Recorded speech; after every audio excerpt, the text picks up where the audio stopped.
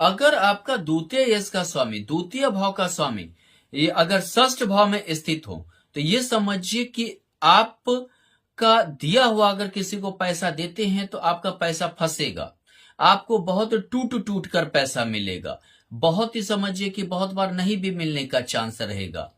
दूसरी बात क्या, आप अपने परिवार की स्थिति को उठाने के लिए ज्यादा संघर्षमय हो सकते हैं। परिवार आपका संघर्ष की ओर चला गया, यानी द्वितीय भाव परिवार है, वो कहां चला गया, षष्ठ भाव यानी संघर्ष में।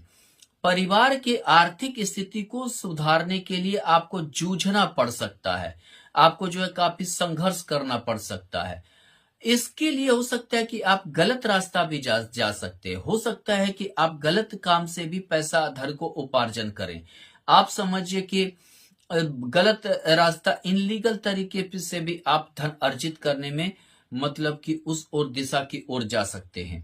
तीसरी चीज क्या है कि यहां देखिए तो आपको अगर आपकी सिंह लग्न की कुंडली है, अगर आपकी वृष लग्न की कुंडली है, यानी बुध षष्ठ भाव में, आपको हकलाना, तोतलाना या समझिए अस्पष्ट की भी किसी भी चीज को नहीं बोल पाना, इन सब चीजों की बीमारी आपको हो सकता है, आपको स्किन डिजीज हो सकता है। अगर आपका कर्क लग्न की कुंडली है, अगर सूर्य आपका जो है समझिए कि षष्ठ भाव में है, तो आपको आंख संबंधी समस्याएं आएंगी। द्वितीय भाव दायां आंख का भी है, आंख संबंधी समस्याएं आएंगी, आप चश्मा पहन सकते हैं। लेकिन द्वितीय भाव से ये पंचम भाव हो जाता है, द्वितीय से षष्ठ यानी पंचम भाव हो जाता है। एक तरह से देखें तो आप पैसा कमाएंगे, लेकिन आपको अपना संघर्ष पैसा कमाने का हमेशा याद करवा देगा।